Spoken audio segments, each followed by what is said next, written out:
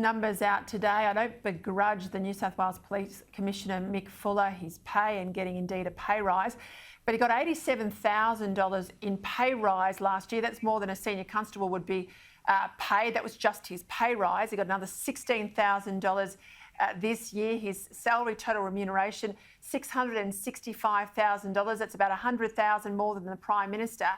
I tell you, Kristy, you know, we're not all in this together. It's extraordinary, isn't it? And everybody likes to say, Peta, don't they? Oh, our politicians get paid too much. Well, let's have a look at some of these extraordinary salaries of some of the public servants. Now, we're not suggesting that someone who commands the police force is the same level of responsibility and accountability as someone who runs the head of the quarantine program in Melbourne. However, people are getting paid into the hundreds and hundreds of thousands. It's not just the politicians. It's a lot of bureaucrats you've never even heard of and didn't even know existed. Oh, John, $900,000 for some of the secretaries of departments in Canberra. You know that well. Oh, I do. And Peter, this is what's wrong with Australia. These salaries are way out of proportion to anything that's paid overseas. As you said, we are not in this together.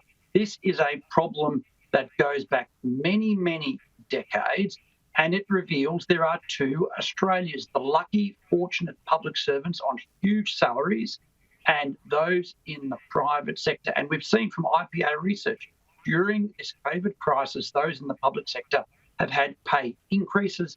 Those working in the private sector, the backbone of the national economy, have lost their jobs and have had pay cuts. And I would actually argue Gladys Berejiklian should step in and say no to this pay rise.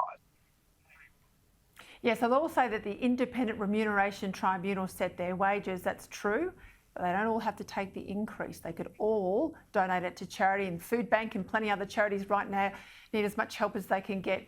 Lifeline, there's another one too.